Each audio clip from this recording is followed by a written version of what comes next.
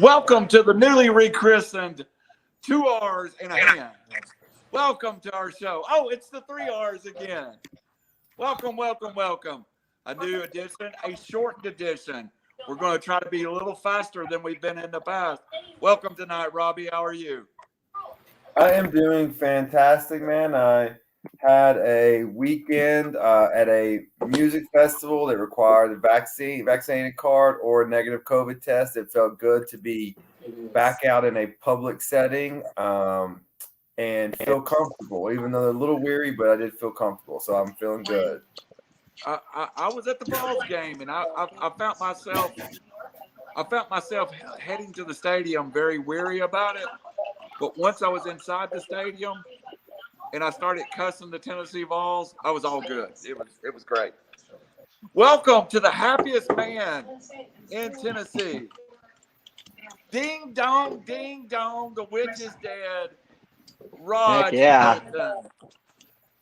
He didn't Oh, hear what man. I said. Raj Hilton. Welcome. Oh, I heard it. Can you hear me? Yes, we got you. It was a great day. It was a truly great day. And I want to thank David Shaw and the Stanford Cardinal for everything they did for us. So many thanks. It was the best loss ever. The best loss ever. We will talk about that a little farther tonight, but we're going to have both of the 2 R's on the extended edition of the first ever Stretch the Chain with Chain on Thursday night, and we're going to go real in depth with that, but we will touch it later. But let's get started tonight. The news of the weekend: a perennial playoff team goes down. And Robbie, I don't think they looked good going down. Ohio State, I thought Oregon looked impressive taking Ohio State out. Yes, the Ducks control. Well, one, let me say how wrong I was. My bet your nuts pick was Ohio State to cover, not just win, but to cover. So I missed that one. The Ducks looked great, and I'm not an Ohio State hater. My in-laws are from Ohio, big Ohio State fans. This combined with Clemson losing in week 1 is probably the first time since Mississippi State and Ole Miss were the first 4 in the playoff projection when it first started, that the whole country now is involved in college football. And it's exciting from coast to coast. Ohio State's under a lot of pressure. Clemson's under a lot of pressure. Now Oregon is looking like a power. So everyone, Oklahoma's still in. So it's 2 weeks in, but this was a good thing for college football to have now pressure on Clemson and Ohio State. And now the Pac-12 is very much alive, and they've got a signature win. Well, I think too it brings a team in Iowa that is not on the beaten path. That's a team. If they get into the playoffs, I think a lot of America would root for Iowa. Did you get to see any of the Ohio State game, Raj? I did. I was surprised as well. And then on some levels, I was not surprised. It's college, man. Anytime you have a big game and you got a team that's 14, it probably went up to 15 or 16 before game time. I thought they were going to get crushed, they being Oregon. Ohio State just got flat out coached. This is not one of the best Oregon teams. They were without 2 guys, both from Southern California, that Helton could not lock up, that are going to be top 10 overall picks if they're healthy, in Thibodeau and Justin Flo. They just outcoached them. I mean, you had Ohio State guessing on defense. There's play action, delays, misdirections. I was very surprised by the result. And, Ohio State's definitely showed an inability to stop the run. And that was just brutal. That's 2 weeks in a row giving up over 250 on the ground. Brutal. Brown had 65. Verdell had 161. That's 2 guys. Yikes. Yeah, I mean, I was very surprised. Let's put it that way. So let me run a storyline. Go ahead, Robbie. Go ahead. I was gonna say, what do you guys think this does for their playoff chances? I mean, is this just they just got to win out now? Any chance a 2-loss team gets in? That's a good question, and I'll go ahead and take the first part, and then go to Rod with that one. I do think this is a year a 2-loss team could get in, but I don't think it's a 2-loss Ohio State team that could get in. I think it's a 2-loss Georgia or Alabama team that could get in.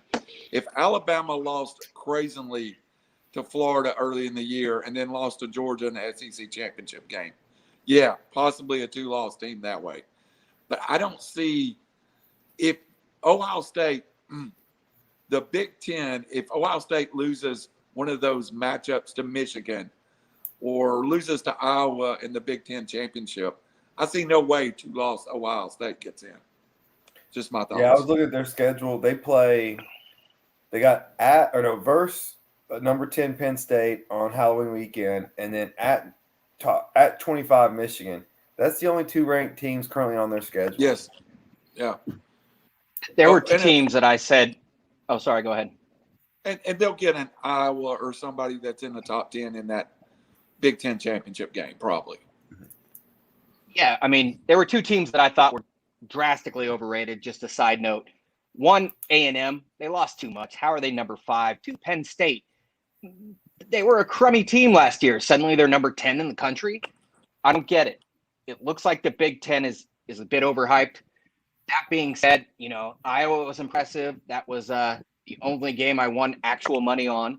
And, if Iowa was number 2 in the country, for argument's sake, and Ohio State with 2 losses beats them and beats them handily, then I think you'll see them get in, but of course we don't know who else will be undefeated. Oklahoma's defense has looked suspect. Alabama looks like, I'm playing quarterback there and we still win by 8 touchdowns.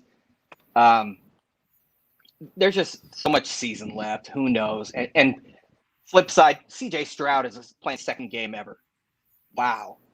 Give him some time, that defense some time. College football is all about turnarounds. Nothing ever goes according to plan unless you're Nick Saban. Just plenty of football left, so we shall see. I'll say this. Probably one of the most intriguing and maybe biggest games of the year is 2 weeks from now when Cincinnati goes at Notre Dame. Yeah.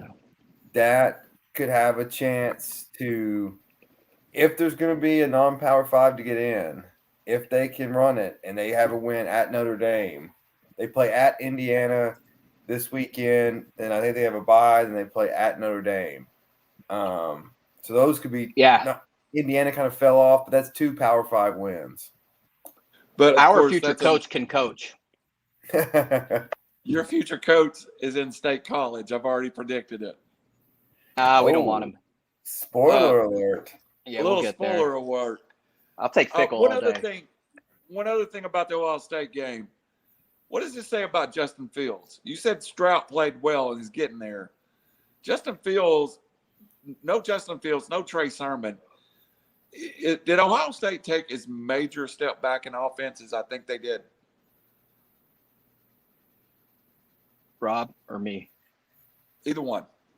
Go ahead, Rob. Hey, I don't think so. They didn't run the ball enough, and when they did, it was late. A freshman threw 54 times in the game. That's usually not going to be a good thing. It just came down to they couldn't stop the run, and even though the Ducks were without so many guys, again, Ohio State lost the turnover battle. They had twice as many penalties, and the Ducks just smacked them in the face. They're kids. Right. They read the headlines. They're at home. They think there's no way they can lose. And infinite number of times, that's what happens to kids at home. They get smacked in the face. We're going to get into Clay Helton and USC, but one of the quotes was, I don't think our guys responded when Stanford scored first. They were kind of shell-shocked. I'm like, isn't that what coaching is for? If that's, but Ohio State was shell-shocked and they didn't respond. No, their offense will be fine. I think they have to commit to the run, but they better figure out something against the run. That's for sure. Robbie, what other stories in college football are we neglecting? Real fast, 2 minutes and hit all the top headlines. I thought we were going to 15 minutes on college football. Okay. Yeah. Yeah, we are. Okay. Well, I'll just talk briefly about Ohio State's problem, and then I'll get to headlines. Ohio State's problem is if you can't stop the run and you're passing it that much and you're giving the ball back to the other team, if you go 3 and out and you can't stop they can dictate how many plays you play on defense, and they will wear you out. You can't be pass happy if you can't stop the run, because you've got to give your defense a rest. So switching to what stood out to me from the weekend of college football. So I've got 4 things. 3. I would start with 2 negative and then 2 positive. 2 negative. Or first negative. Oh my gosh, Florida State. What's happened to that program? We talked the greatness of Bobby Bowden. It's looking even more and more impressive as that program just keeps tumbling. I liked Mike Norvell. I thought he was really good at Memphis. Turns out Memphis may be just a better program than we thought, as these coaches keep leaving and not doing as well as we thought. And so and a Hail Mary like that. And then, hey, love how you want to love, but if you can't propose after you just lost to Jacksonville State. Did y'all see that? Yeah. Like, you got to push it off a week. I don't care if you have all of her family coming in town. Yeah. I don't care. That's not the move, man. As someone who kept a ring in a closet hidden for about 8 months, you just gotta have more discipline than that. Allison kept her ring in the closet for you for 8 months? No, I kept it hidden. My bad. My other negative, and it's kind of a negative positive. So the Vols, I thought I was really impressed with Heupel's play calling, and I think he got a lot of guys open. And I think time's going to come, and they're gonna get more on the same page. But that was a winnable football game that the Vols let slip through them. They had a lot of open plays, and they could have early on busted that game open and got the crowd behind them. There were a lot of plays that Milton could have hit that he just overthrew and wasn't even particularly close. I'm not one to bash on young kids that much, but I'm impressed with Heupel. But I thought Tennessee left one on the table. Go ahead. No, I was just going to say they left one on the table with the number 1 quarterback, the number 1 wide receiver, and the top 2 running backs on a squad that only dressed 71 scholarship players. Yeah. So that says a lot to Heupel to me. Yeah, I agree. I was really impressed with Heupel. Positives, Arkansas, man, I was like, who in the hell is Sam Pittman when they hired him? But, whoa, talk about flipping a program. And I not a contender yet in the West. Obviously, you have there's only one contender at the moment, but Arkansas is going to be in there. And they may be in a play for a New Year's Six bowl game. They have really impressed me. That would be awesome. And then 4th takeaway, Iowa showed up and represented the Big Ten in a huge home rivalry game that Iowa State really wanted, and Iowa just took it again. And Kirk Ferentz keeps his domination over Matt Campbell. I agree. Raj? Yeah. You can have an open floor now. Hey, touching on Arkansas, I watched a lot of that game, and Texas got smacked in the face. Being said, there were multiple comments during that game about how electric that stadium was when they are decent and good. Wow. I mean, it was jumping off the screen. Kudos for them, or to them rather. Is Cam Newton light? Well, he's not light. KJ Jefferson, the answer, I don't think so. When he runs into Georgia and Alabama, if they play them, I can't quite recall. He's going to get shut down. I mean, they're fairly one-dimensional. That being said, Texas couldn't stop the run, which is going on with the theme of today, or tonight rather. And look what happened. Also, though, big ups to the Arkansas defense.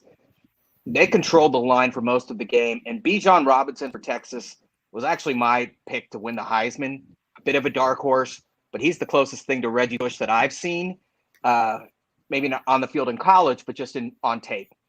And they pretty much shut him down. I mean, I think he had 16 for 69 or something like that. Now, typical Sark, Texas abandoned the run, and they paid the price. The other surprise was, a lot of us liked Toledo to cover. Toledo probably should have won that game.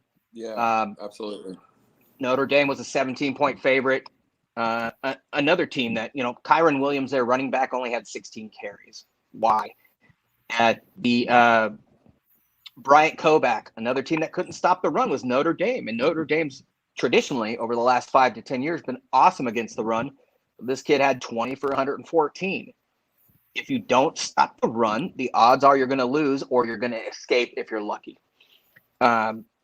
Finally, I think he's overrated, not like Keaton Slovis overrated, but Sam Howell, 21 for 29, 352 and 3 TDs, also 11 carries for 104 yards on the ground and 2 TDs. And that certainly separates him from Slovis, who, again, I think is overrated, but that was very impressive performance by him. And Jaden Daniels, another quarterback that rushed for over 100 yards.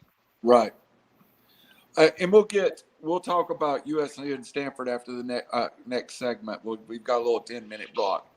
We want to talk about that. But one thing that not near and dear to my heart is Florida State lost to a 1AA team. I mean, as bad as Tennessee's loss to Georgia State was, that was still an 85 team. 85 scholarships, Sun Belt team. 1AA football, I can only come up with one legitimate Power 5 team that's lost that kind of game, and that was Michigan to Appy State. So that's a bad beat, Florida State. Bad beat. But App State back then, they were at least winning championships. Jacksonville State, I mean, they're not a powerhouse, are they? They're a good 1AA team. A good 1A. They're a top 15 1AA team. But to Robbie's credit, App State was crushing people. They were winning championships around that time. Absolutely.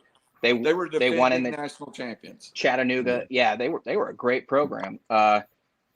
This had to be one of the biggest shockers ever. So let's move. Especially to the NFL. Sorry, go ahead. Let's move to the NFL for a minute, and let's do the same thing with the NFL. I'm going to throw a couple of games out at y'all, and then we're not talking about our fantasy teams yet. Where we're going to talk about 1 R takes a W and 2 R's take an L. But, we'll save that to later. I want to throw a couple games out of you, and I want to get an instant, quick reaction to those games. Because I think the storyline to the NFL season may be already unraveling in front of us. Jacksonville Jaguars blew out by the Houston Texans, who I predicted to be 0-17. How bad are the Jaguars? Oh my God! I mean, I figured the Texans would win one game. I didn't think they would be in first after week 1. Like, Jacksonville. They. I was expecting Herb to have a heart attack at halftime. That was ugly, man. Ugly. Like Trevor, I mean, granted, it's his first start. He's going to get a lot better. I still think he's a generational talent. But, man, he looked lost, and those coverages were confusing him. And you know what? Credit to the Texans. I'm not going to bash on the Jaguars. The Texans showed up. They have professional players, and I'm sure they got tired of hearing all season how they were going to suck. And they did show up. And are in first place. Absolutely.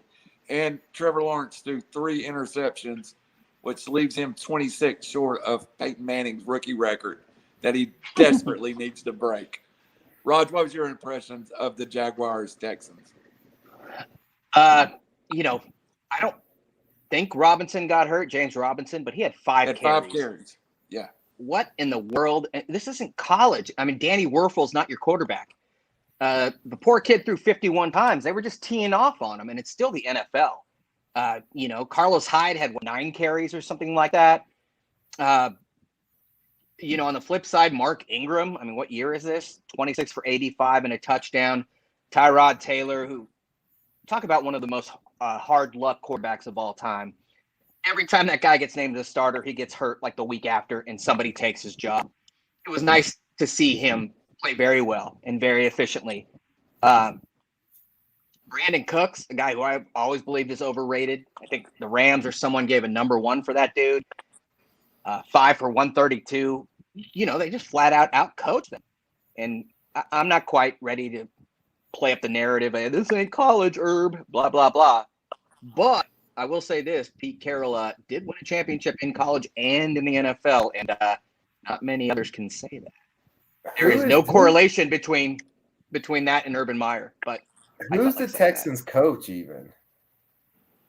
David Culley, is that his name? David Culley? Yeah, it's something. We'll have to Google that one.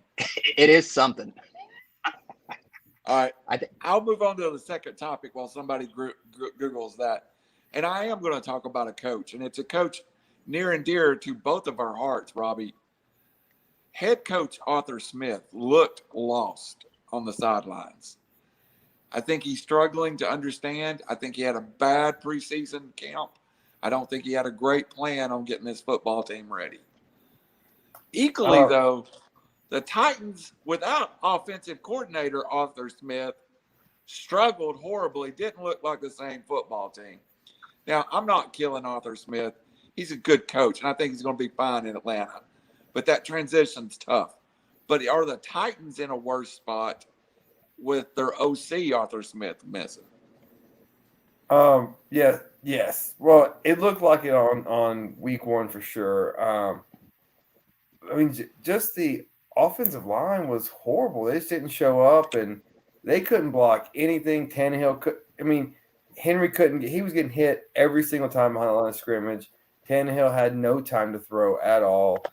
The receivers couldn't get open. Then there wasn't enough time. The Titans looked lost. Arthur Smith looked lost also, and I agree with you, Randall. And I think this is one of the problems that coaches have coming from one side of the ball to being the head coach is trying to figure out how to manage it all. Yeah. Some of the more successful kind of opening acts of NFL coaches in recent years have been special teams coaches because I think they're on both sides of the ball and they have a better management aspect of it as opposed to, hey, this is my lane and this is what I'm going to do. I agree. I think Arthur Smith's going to be fine.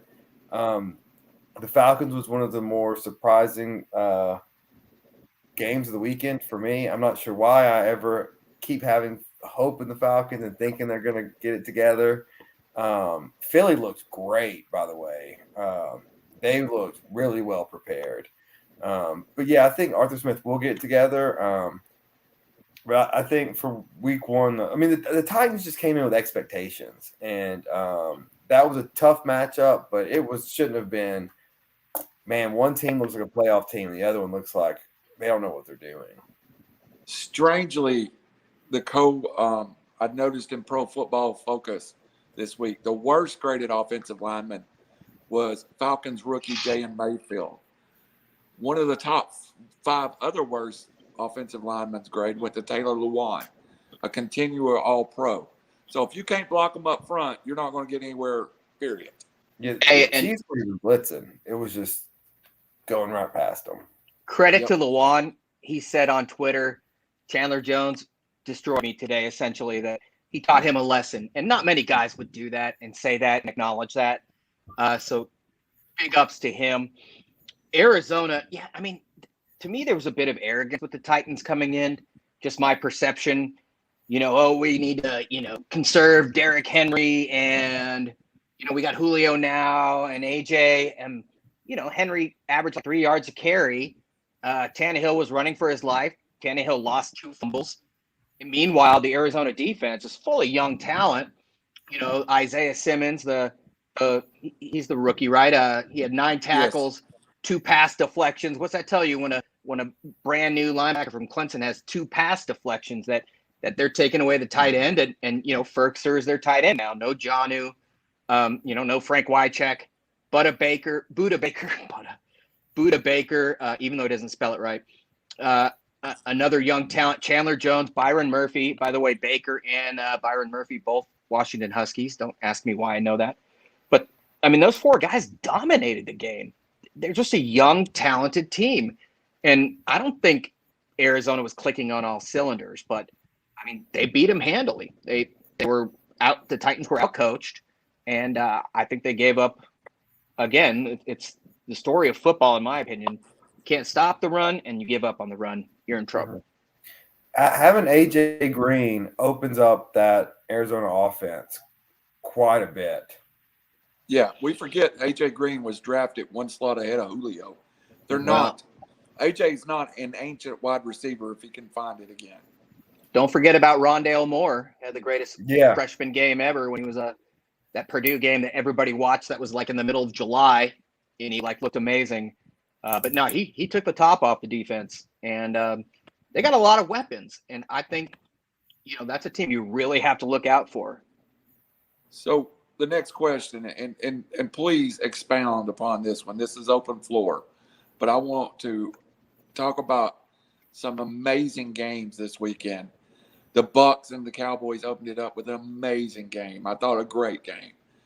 Of course, the Steelers' big win over the Buffalo Bills. The Browning. I got the text, guys. It's a classic text. Right at the end of the game, a big friend of mine who's a Browns fan texted me, and his words was, "The Browns are going to Brown." And the Chiefs come back and won that game. And even the Raiders beating the Ravens last night. Raiders going to Raider. We say that all the time, by the way. What games stood out to you, Robbie, that were the biggest wins? Big picture, this is the NFL doing its thing, right? Like the first weekend of March Madness never disappoints. Opening weekend of the NFL never disappoints. It's just such a great product, and they do such a good job of just advertising and hyping it up. What stood out to me, man, Tampa still has so many weapons. Dallas is going to be a contender. That game last night was fantastic, and it was like it's kind of like it amazes me when coaches make game management decisions where you're like, man, anyone who grew up playing Madden can figure this out. Like there's timing issues that you have to account for. But that game was excellent to end the weekend of football. Like I said, I watched the first half of the Browns Chiefs. I was like, whoa, Brown. I mean, I think the Browns are for real. I think they probably maybe number 2 in the power rankings in the AFC right now. But I left to go to Moon River Festival here in Chattanooga with them up pretty significant, and came back and saw, well, Mahomes does what Mahomes does, and he came back. The one that stood out with me is, oh boy, did Green Bay really mess up when they could have just torn the Band-Aid off and got 2, maybe 3 first-round picks for Rodgers and started the rebuild? That doesn't look good. And on the flip side, the Saints looked good with Jameis, and I didn't get to see much of that game, but saw the highlights. 5 touchdowns, 0 interceptions. He played well. If you think a QBR of 130.8 is playing well, then yeah, he played well. He threw the ball 20 times, 14 completions, 5 TDs. Hard not to root for the guy, in my opinion. And I was certainly rooting for him. And they looked like the Saints of old, man. They had 2 backs that were all over the place. Kamara looked like his usual, lightning self. Even their receivers, Juwan Johnson had 2 TDs, VFL. Rodgers ended up 15 for 28 for 133 yards. Wow. I may not be the only one that thinks this, but sometimes I feel like when things are going south for Aaron Rodgers, there's kind of a ho-hum, pack it in, And I'm not going to call him a quitter, but you just got the sense that they were not going to win that game, and they knew it. Again, same old, Aaron Jones had 5 carries for 9 yards. What? Like, I don't get these things. The Saints just destroyed them, and good on them. It also took a lot of courage. Last year they played Taysom Hill quite a bit, and this year they went with the guy who gives them a better chance to move the football. And I was very happy to see that. It's hard not to root for the Saints in general, let alone after Ida and Andrew and every other, what was the hurricane, 10 years ago that was disastrous? Katrina, thank you. Just you got to root for that team. You really do. And I'm happy for him. And West Coast football looks really good. It does. Stafford on the Rams looked really good. And Russell Wilson going into Indy and winning. That even though San Francisco gave up a lot of points late, and then Arizona, the NFC West is stacked. And the AFC West may be also stacked. It's undefeated. Yeah. All AFC West teams won. Good. The Raiders looked good. Chiefs are going to be the Chiefs. And then I didn't catch much of the Denver game, but all reports were they were impressive also. Tell you the team we didn't talk about that impressed me was the Bengals beating the Vikings in overtime. A local kid from Fort Payne, Alabama, kicks the game-winning field goal in front of 25 people that I know that were up there, and that's a good story. That is cool. Another good story to me, let's quickly move to the San Francisco game. One thing, I was really super impressed with Jared Goff, so give me your impressions of that. But before I'll let you go with that, every year we have one. This year, it looks like Elijah Mitchell. Last year, Louisiana Lafayette basically had a great run in their conference with Elijah Mitchell. Trey Sermon's drafted 2 rounds in front of him. But I'm telling you, Elijah Mitchell looked like the best rookie running back to me. I watched a lot of that game. He's a real deal. Plus, Robbie, you've kind of got hosed on Elijah Mitchell, so I'm with you. Not kind of got hosed. I did get hosed. I put my bid in at 10:58. ESPN, thanks a lot, did not process it in time, and I lost out to him when everyone knows I desperately need a running back. I personally think we should go back and look at that. I don't know how to decode it, if I need to call ESPN, but I'm willing to do it and stay on the phone as long as possible to get the player that I need to make my championship run. What I didn't understand is, fantasy-wise, generally, like, you can't add a player on the day of a game. I didn't even bother on Monday. I was expecting Tuesday morning. It's probably the only reason why I get up early on Tuesday morning. So when I saw all these transactions going through this morning, I was like, what the back to Jared Goff. Yeah, that's a silly rule, and I think that needs to be changed. Back to Goff real quick. He had a good commissioner. Number 1 overall. He was number 1 overall for a reason, I think. But, it's 41-17 before he really started slinging it all around and, 4 or 5 wide. So, the Niners thought the game was over, and what was it? It was 41-17 at the 2-minute warning or something insane like that. Yeah, it was crazy. So, let's pump the brakes on them. Vikings and Bengals, what do we say about the run? The Bengals stopped the run. Dalvin Cook had 61 yards. Joe Mixon had 130, something like that. It just opens up everything. And, teams that stop the run and run the ball win. It's just, it's gone from theory to law. 1 minute for everybody. Go ahead, Robbie. Joe Burrow looked good coming back off of injury. I was impressed with him. Chase, who had problems in the preseason, looked really good catching the football. I guess the stripes don't bother him anymore. But yeah, the Bengals looked good. Pittsburgh was a surprise win. I thought Buffalo kind of tightened it, and just didn't show up really well. So, Robbie, you were kind of heading down the road. Go ahead and finish any other thoughts you've got on the weekend in the NFL. I mean, the Eagles look good. Washington football team losing Fitzpatrick. That's a bummer. Dallas. I think the Giants suck. Jets suck. But other than that, I mean, I think it's going to be a great football season. So you answer this, and then we'll let Raj have his minute and answer the question. You have to have one of the Alabama quarterbacks to start your franchise. Are you taking Jalen Hurts now?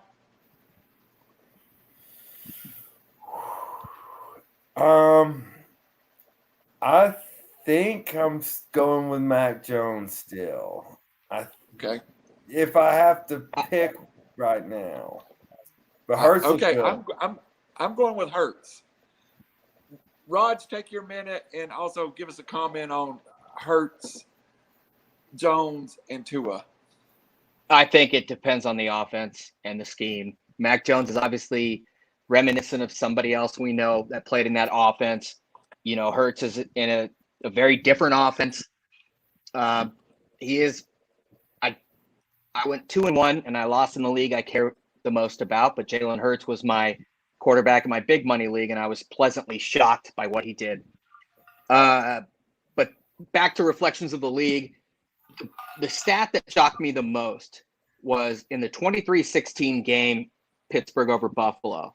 I don't have the numbers in front of me, but Roethlisberger had like 160 yards passing or something like that. But Buffalo ran 79 plays to Pittsburgh's 55.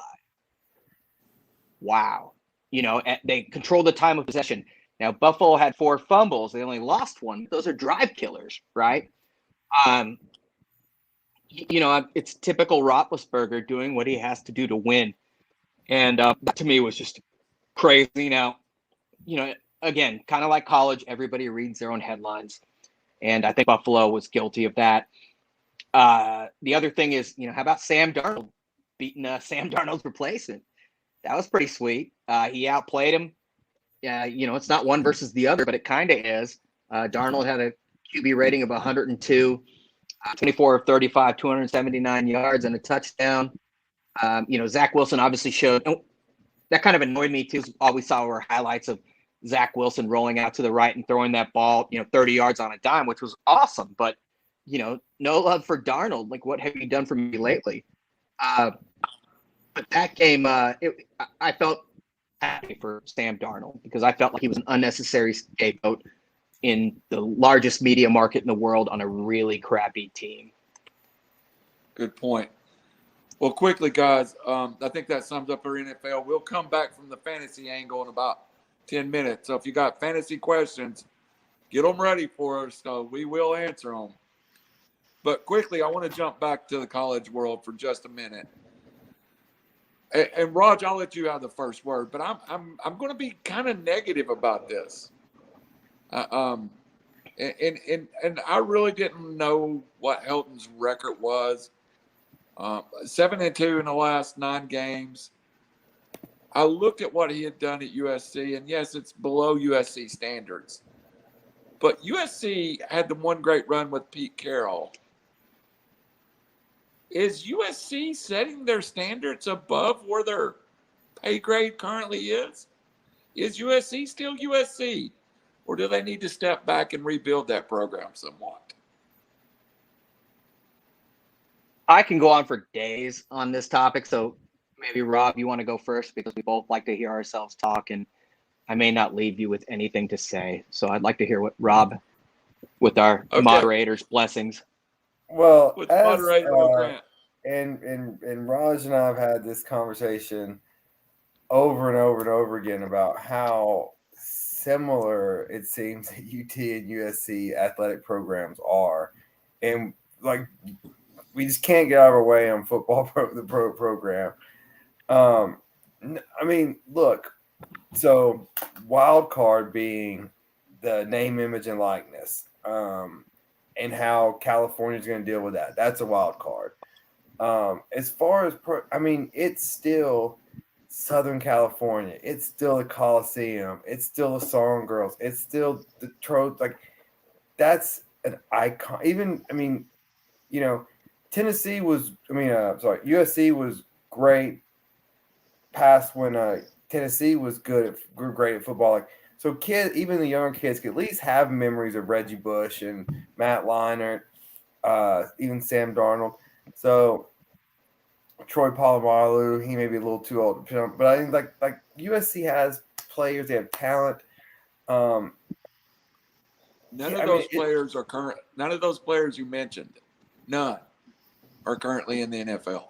But a lot of them have legacies. Like Reggie Bush and Matt Leinart are still on Fox. They're still relevant. Same way Peyton Manning's relevant for Tennessee. Quick side note: I was like on Twitter nerding out, and some kid just looked electric, and he was wearing the number 5. He was a high school kid, and I was like, "Wow, that reminds me of another number 5." And he was like, the high school kid responded like, "Yep, that's what's up. That's why, he wasn't even born when Reggie Bush did what Reggie Bush did." We're very fortunate to have that guy, and he leaves a legacy, that I think it's going to be a while before it's forgotten. But I mean, if you want, sorry, go ahead. They should dominate the South of the Pac-12. They should. And maybe they will now. Every built-in advantage. Is it a top 10 job? Yeah, I still think it is. And I still think they're going to have their pick of quite a few people. Are we getting to our predictions yet? Or are we just talking about the job? I think we stay with the job and we predict on Thursday. I'll pass the mic. So, yeah, I think it's insane not to include them as a top 1, 2, 3, 4 job. It is Southern California. I believe they have the most first-round picks in history. 6 Heismans. If somebody says Reggie Bush's Heisman's gone, then I'm going to punch him in the face. Ronnie Lott, Marcus Allen, they were dominant in the late 70s, early 80s. Obviously took a vacation. Pete Carroll was Alabama before Alabama. They had 7 consecutive 11-win seasons, I believe. Loaded with NFL talent. I think the reference would be USC was Florida State after Florida State was. I really don't think we've seen Alabama ever. They were Alabama before Alabama for the first 6 years. And then, but Saban is Saban. God knows what they get away with in Tuscaloosa. When you have kids moving from Hawaii to Tuscaloosa, I'm not going to say anything more. USC always had big spotlight, especially after that. Speculation. Dude, that's a story of my life. I think it's an amazing job. Is there a lot of scrutiny? Yes. Are they dealing with, a guy like a Jarvis Jones for Georgia? The doctors were unwilling to clear him, and I think there were politics involved. He goes to Georgia. He's an All-American. Bubba Bolden, Miami.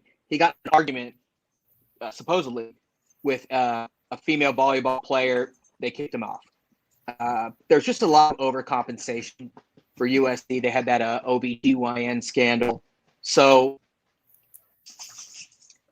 it bums out a lot of the admission scandal. Thank you, Aunt Becky. It's been very frustrating as fans and many of the alums because you just feel like they know what they need to do as a program and an administration, and they're not doing it. And it seems like it's intentional. So this finally happening was amazing. Dante Williams is one of the best recruiters in the country. Part of me wanted him to be named interim head coach. The flip side is, it feels like unless he wins every game, he may get replaced, and he pulls in basically he got Oregon's DBs. The only smart thing Helton did was hire that dude. But back to Clay Helton quickly. Nice guys finish last. Everyone said he's a nice guy. Parents loved him, blah, blah, blah. Player development was severely lacking. I can name maybe 3 or 4 players that improved underneath his leadership, number one. Number two, he just was like a gosh almighty guy, He didn't inspire anyone. I can't think of one game that I can say that SC played great. Like they dominated. There's still but however, with every game. Hey, Raj, I need to interrupt you. We have a comment. No worries. Reggie Bush doesn't deserve his Heisman back. I'm going to Tell take Rich care of to this. eat it. I'm going to take care of this one. Rich is a Michigan fan. Charles Woodson never deserved this Heisman. We're moving on now. Go ahead, Raj. Hey, Raj, let me ask this, because this is what I don't understand. If the proverbial leash was one loss, why did they bring him back? Like, that doesn't make sense. Like, if you're going to fire him, or if he's not the guy, why not do it in the offseason? Try to map out your strategy before getting you just now lost even as great as the interim coach may be at recruiting, they're still in limbo. So why would you, after one loss, fire him, and then you're first to fire, so you have, okay, yeah, I'm the first in line for a coach maybe, but why wouldn't you have done that in the offseason? He clearly wasn't the guy. No, but administration-wise, when Coach O didn't get the job, they're basically, I'm paraphrasing, is we don't need someone to just lead the team. We need someone to lead the program. And Clay Helton was a super nice guy. He's like Mr. Rogers. He said all the right things, did all the right things, but he can't coach and lead men. Also, his buyout was pretty crazy. And it's USC. We figured somebody would step up and pay the guy's buyout. I mean, I offered for a GoFundMe. You Yeah, do have I believe $1 billion trust right now. exactly. I think politics was certainly involved, and the guy got an extension after going 10-3 and 11-3 with Sam Darnold as his quarterback. Since Darnold, the record's atrocious. 46-24 is not going to cut it. Again, 1-3 versus Notre Dame. He was 4-1 against UCLA, but those were some pretty bad UCLA teams. This is something that many of us have wished for going on 2.5, 3 years. And he had a 6-year tenure. Again, player development lacked. I can't think of one game that they surprised us and played very well. Accountability was a major issue. Post-game conference, I thought the kids played competitively. I thought they had heart. That's the garbage he says. He holds no one accountable. And these kids don't get up to play games. They don't respond in the second half. They don't adjust. And it's all on him. He's the leader. Last year's recruiting class was like 54th. I think they came in just behind Bowling Green.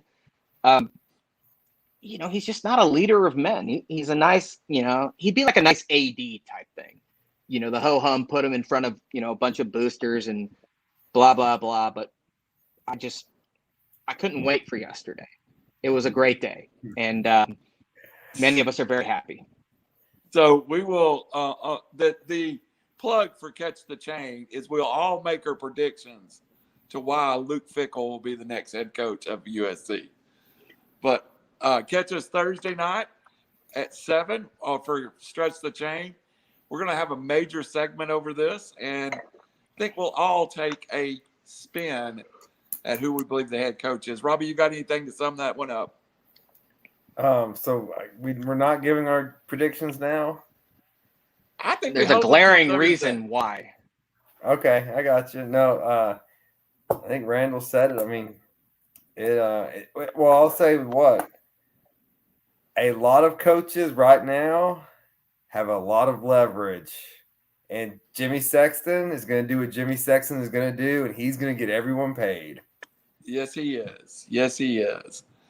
Well, Raj, I'm truly happy that you got your wish, and I do think USC will make a good hire. And I do have a couple of things we'll stretch out, and maybe we'll break down a few candidates on the Stretch the Chain. But I quickly want to – Sorry, I interrupted again, but just want to say Mike Bone, the USC AD, was formerly the AD at the University of Cincinnati. Don't break my thunder for Thursday. I mean, Captain Obvious. I'm sorry. Our buddy from Victory Formation says, why don't they just bring Pete Carroll back? I think if he could still recruit, I think he's 80. But it seems like he's on his way out in Seattle anyways. Again, it's just like Tennessee and Full Fulmer. Bring him back as the AD. I don't care. Let him speak at NewsCon like the Queen of England. I don't care. Robbie, you had something to finish up. Yeah, almost all of those coaches will tell, all of the NFL coaches will tell you, if you have a quarterback in the NFL, it's a much better life than college football, because college football is constantly recruiting, it's dealing with everybody. But the key is you have to have a quarterback. If you don't have a quarterback, your job, you are numbered very quickly. Hey, can I ask you both a quick question about the Raiders? What are your thoughts along those notes, along the same line of thought about Derek Carr? Good question. And that is, let's get to that point. Perfect segue there. And we're talking about fantasy. I think Derek Carr is capable of putting up good numbers. I don't know that he's a good quarterback. But I thought last night there was no way.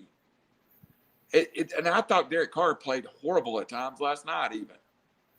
But I thought there were no way for the Raiders to lose those games. I think that roster deserves an upgraded quarterback. Just my opinion. And maybe I'm oversensitive about it, but just don't see it in Carr. How about you, Robbie? Carr, watching him last night, kind of reminded me of those Titans teams with Kerry Collins. Like, that's a good, good I'm not 100% confident we're going to win. I don't think we're necessarily going to lose. We're just somewhere in the middle, and we'll see what happens when we get out there on the field. Like, it's not like, oh yeah, hey, give me the ball to my guy, and I have confidence. But I think Kerry Collins went 10-0 one year to start the season. He went 5-11 some years. I mean, I think it's just kind of where you're at in his life, and just but the Raiders got pedestrian, middle of the road. Yeah. I was going to say Chris Miller with the Falcons. I mean, a good quarterback, but not capable of getting you to the next level. Yeah. It's very polarizing amongst Raider Nation. Sometimes he looks amazing. There was that graphic that he was second in the NFL over the last 6 years and comebacks, to tie or win the game. Well, no shit, excuse my language. They were behind every freaking game. When I think of Derek Carr, I think of the quarterback who has the only 2 fumbles trying to extend the ball for touchbacks in potential game-winning situations in the last 3 or 4 years. He leads the league in that aspect. Ever since he broke his leg when the Raiders were 12-3 or 11-3 3 or 4 years ago, he's been a different quarterback. Now that they have a run game, he can make every throw. The receivers aren't great. Being said, they were very fortunate to win that game. As your buddy said, and I'm paraphrasing with respect to my team, we always say this: the Raiders going to Raider. They find a way to lose, and they tried. They get down to the the 1 inch line, and then Alex Leatherwood, the number 17 overall pick, still the best moment in 3 yards. False starts, and then Lamar Jackson gets the ball, and everyone that was in that amazing. stadium, all of us thought that game, donezo. As soon as that would happen, they lost. The fact that Carl Nassib forced that fumble was awesome. But yes, the Raiders were going to Raider. And I can't tell you how many times they found a way to lose the game. The Patriots, Alabama, these good teams, they find a way to win the game. Absolutely. The Raiders go out of their way to lose a game. And the Browns are very similar, except the Browns are a lot more talented. But yeah, I don't think it was a pretty game. The Raiders have had many years where they beat good teams like Pittsburgh and others. They're still going to lose to the Jets, in New York. It's the Raiders. And, I didn't see anything that would have made me feel different about this year's team. It was a nice win. It was opening Vegas and sold out, blah, blah, blah, beat a good team. But, I don't think anybody's calling them a playoff team. That's a perfect intro into our fantasy weeks. Gosh. Winners is going to win, and losers are going to lose. So this show is heavily invested in our fantasy teams. I would like you, as the general manager of your fantasy team, to break down what happened this weekend. And do you have hope for the rest of the year? Robbie, I actually thought you were going to pull it out at one point. Well, so as I've explained, we're following the Billy Bean Moneyball situation. Yes. And so remember the movie when they lose like 20 games in a row? Scott Hatteberg. Yeah, they that's win how, 20 games in a row. Well, yeah, they're losing, and people start to really lose faith in the system. That's where we're going to start the season. And then if I didn't get screwed out of this pick, so besides the ESPN glitch, I was going to have a starting running back on a good team for the remainder of the season. So, but you know what? I will bounce back. It was a bad week for me. The Titans receivers just didn't do anything, and so I think Julio had maybe 2 catches. Joe Burrow showed promise. But I'm looking now at I may have got the steal of the draft with Michael Thomas. He's not going to play for a while, but once he gets on the field with that Winston offense, I'm feeling pretty confident. Now I just got to stay afloat till we get to that stage of the season. But yeah, we're in the money ball. We're in the money ball. I'm trying to teach my coaches how to coach and how to who put in to where. But don't you worry. Plus, I played Lenny this weekend, and that's like an automatic W. I think he scored like 94 points this weekend or something like that. And just for the people out there, Robbie and I are not allowed to trade. So we need a panel to review that. What did Lanier? Yes, we do. Rod, score? your team just didn't perform to the level you thought they were this week. Sometimes, like everyone else, I look at my team, I'm like, they're going to be awesome. Other times, I'm like, how do we score 90 points? I went against my better judgment and drafted 2 San Francisco 49ers on offense. Raheem Mostert is done for the year after like 1 carry. That was awesome. I think he was my 6th-round pick. Seduced by the Reg Bushness, if you will, if that's a adjective. That may be a new word. It is now. Ayuk was projected to have 14 points. He didn't catch a ball. And true to form, you look at your bench. Carr had 29 compared to Herbert, who had 16, and Gronk had 29 compared to Noah Fant. I think I made the right plays, but sometimes it goes your way and sometimes it doesn't. And thanks to the stupid Titans, Kyler Murray had like 48 points or 42 points. I gave big ups to Dave. His team was better this week. They were, and I will admit this. In my 4 years in this league, this is the team I have the least amount of confidence in. That being said, it's week 1. So we'll see what happens. But yeah, sometimes, like I said, you look at your roster and I'm like, who's going to guaranteed points? No one. And I think I royally effed up this year. Well, sometimes matchups are just bad. Like, Raj, you fell in the same situation I fell into where Hopkins was your high scorer, but you were playing against Murray. And so every time Hopkins scored, Murray scored. I had the same situation with Kelsey versus Mahomes. And it's like, so Kelsey can go off, but Mahomes is getting the points too. And so it's all about matchups. And, I'll give Clipper a lucky win, and it won't be like that. I'll overtake the division pretty soon. It's a long year. Did you make any moves this week, Robbie? No, not yet. Not over. Nope. Moneyballing it, man. Trust the process. I added Latavius Murray on Sunday morning. Well, I tried to add somebody, but Lanier conspires against me. I hate. Again, I understand we used to have like a week-long waiver period.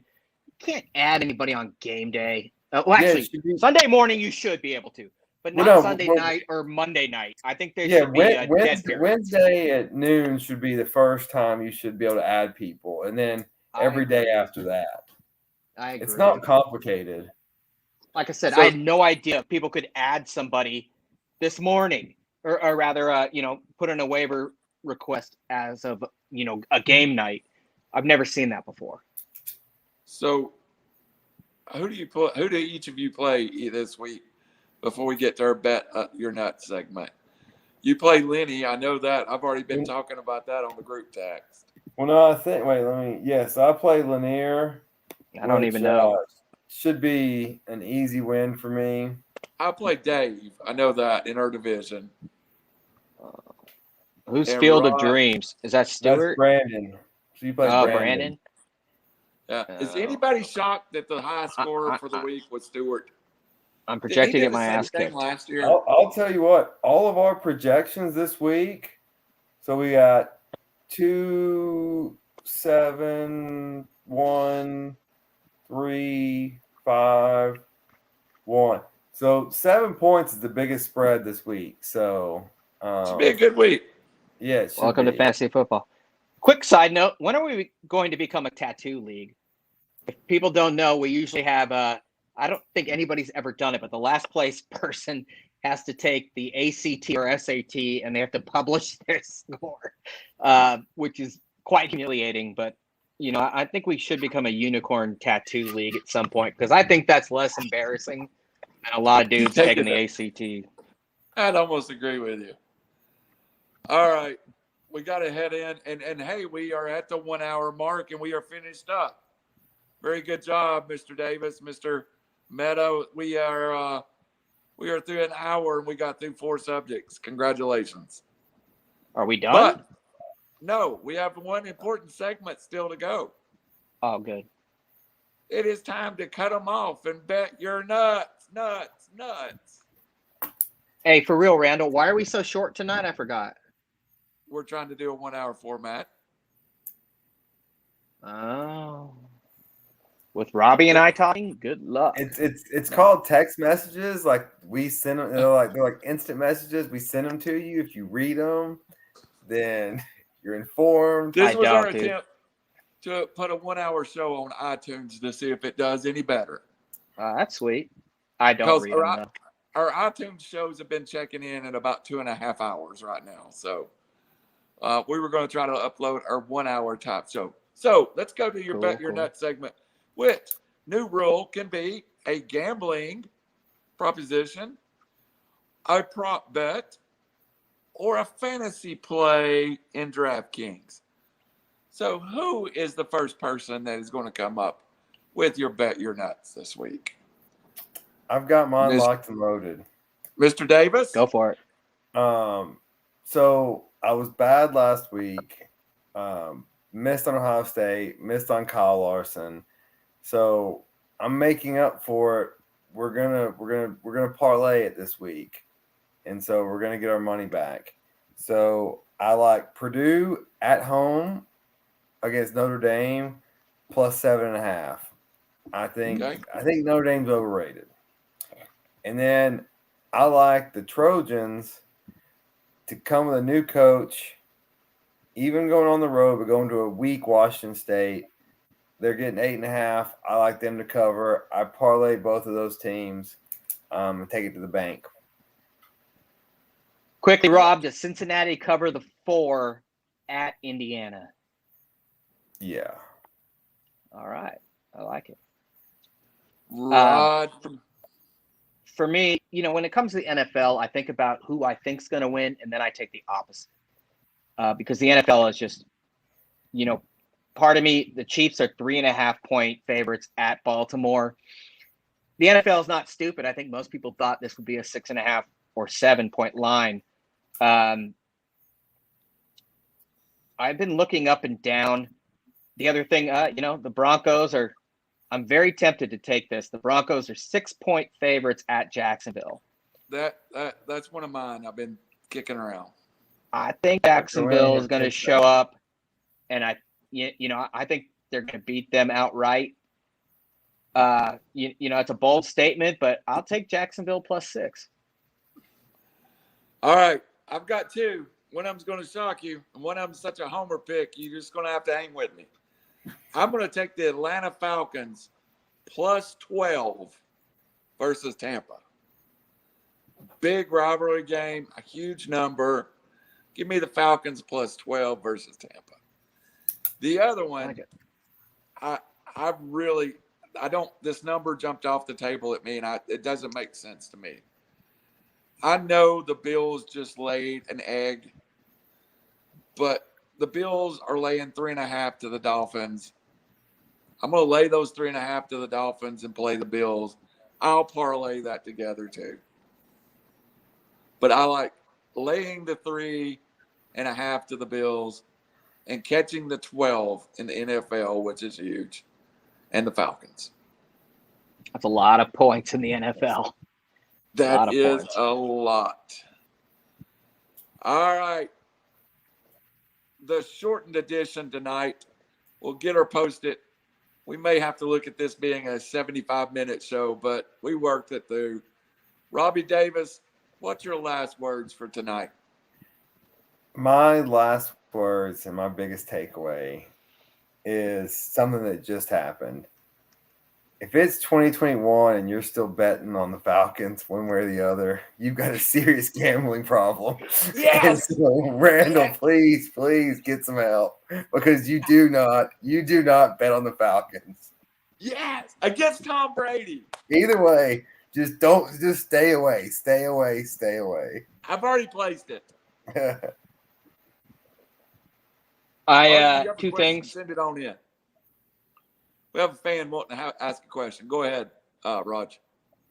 Arden Scroggins. That's the coolest name I've ever seen in my life. Why don't the San Francisco? That's right. Why don't the San Francisco Giants ever lose? I thought as a Dodger fan, the two teams are neck and neck, 2.5 separate them. Milwaukee is a really tough team with pitching up and down. The Giants, you can't quite figure it out. Why are they so good? Everyone's having a career year, but they just don't lose, and it's annoying me. The other thing is, Clay Helton, I wish you well on your deportation to North Korea. And Dennis Rodman and Kim Jong-un, I can't remember who's up right now. You guys, all three should be very happy. And James Franco, probably. He's taking over. As soon as Bill O'Brien gets a job, he's going down to Tuscaloosa and he's taking over for Bill O'Brien and going to the Saban car wash and getting a new head coaching job. Hey, Saban's no dummy, man. He loves recycling USC folks. He'll be a grad assistant by Thursday. Probably. For real, it was like USC's a program that just everybody wants to shake them and you need to do this. And it finally happened. The game was gross. Like I said, Helton said afterwards, well, our guys were kind of shell-shocked when Stanford scored first. What kind of coach says that? Adios, nice guy, faith family football, but, time to be in the fantasy football booth or something to that effect. So, it was I was very happy yesterday. Very happy. Raiders win. It was my wife Stephanie's birthday. Clay Helton got fired.